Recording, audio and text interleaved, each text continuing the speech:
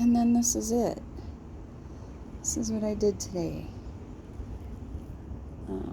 to remedy the muck, and I'm pretty happy with it. So hopefully by fall we'll have this, like, a whole area that's set aside for a dry lot / mucky lot that will just be made up of these. And these mats have helped, but they sink, and these mud grids won't sink.